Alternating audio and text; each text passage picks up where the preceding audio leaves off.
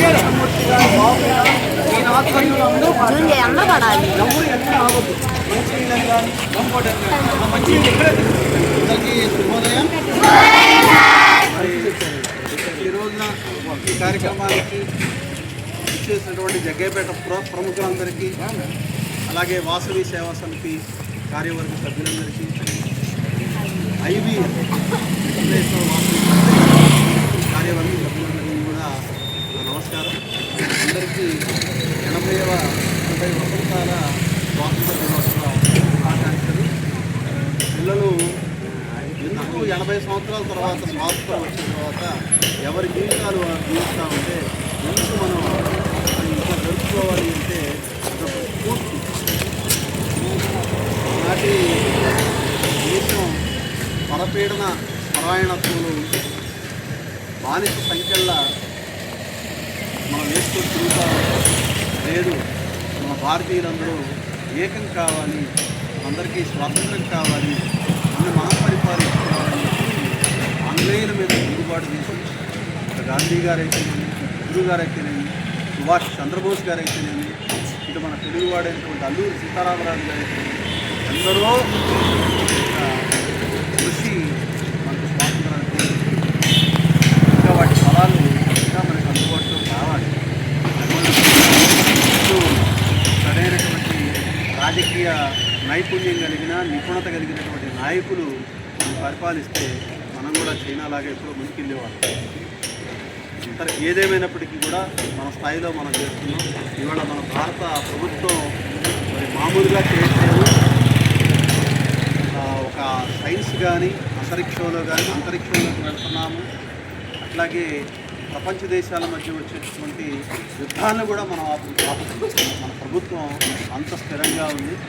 ఏ దేశమైనా సరే భారతదేశంలో పెట్టుబడి పెట్టడానికి ఆసక్తిగా ఉంది. చూడండి, ఆసియా ఖండంలో కానీ ఐరోపా ఖండంలో కానీ విపరీతమైనటువంటి యుద్ధాలు జరుగుతున్నాయి. రష్యా, ఇరాన్,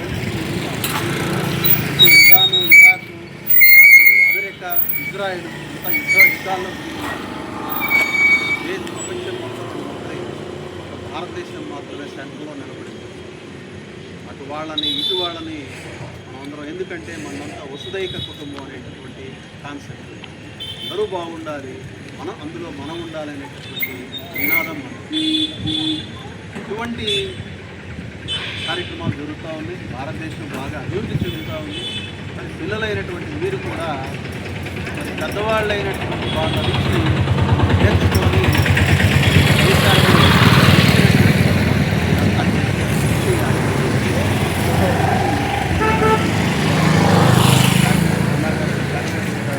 బిస్కెట్ ఇస్తారు.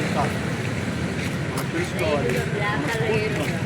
పెద్దవాళ్ళంతా ఉన్నారు, వాళ్ళు 4 మాటలు చెప్తారు.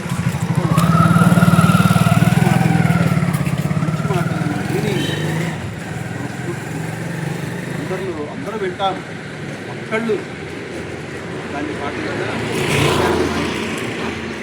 కొన్ని లక్షల మందికి మోదీ గారు అక్కడే ఉన్నారు. కోట్ల మంది, 140 కోట్ల మందికి మోదీ గారు అక్కడే ఉన్నారు. ఓ ఛాయ అమ్ముకునేటటువంటి వ్యక్తి భారతదేశానికి ప్రధానమంత్రి అవుతాడని ఆయన ఊహించలేదు కానీ ఎవరు ఊహించలేదు.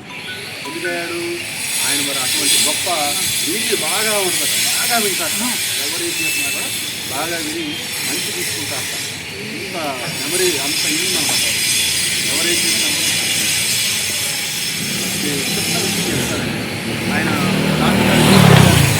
ఫ్లైట్ వెళ్తూ ఉంటే ఆ ఫ్లైట్లో నేను ఒక్కడికే ప్రత్యేకంగా ఫ్లైట్ పెట్టారు.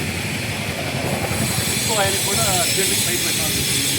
అంటే ఆయన ఎవరంటే రాజకీయ నాయకులు, ఆయన గారు హెగ్డే గారు రాజకీయ నాయకులు పెట్టారు. అంటే ఆయనే వచ్చారు. హెగ్డే గారు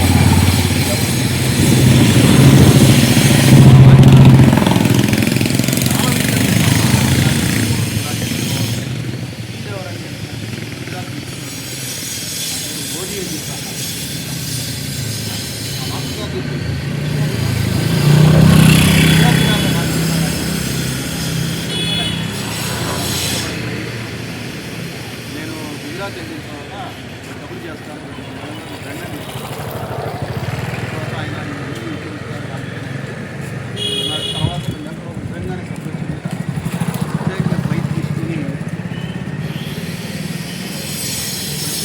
చేసి పంపించారు. ఆయన మీటింగ్కి వెళ్ళే సమయానికి గుజరాత్ రాష్ట్రంలో ఉన్నటువంటి అందరూ వైద్యులు వచ్చారు.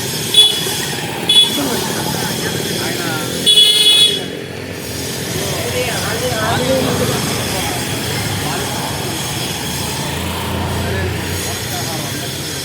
ఇది డాక్టర్ గారి గుజరాత్ రాష్ట్రంలో ఆయన ఇవాళ రోజున మనకు అంగన్వాడీలో పోషకాహారం పెట్టాలి కదా, అదంతా ఆయన ఇట్లా మోడీ గారు బాగా వింటారు.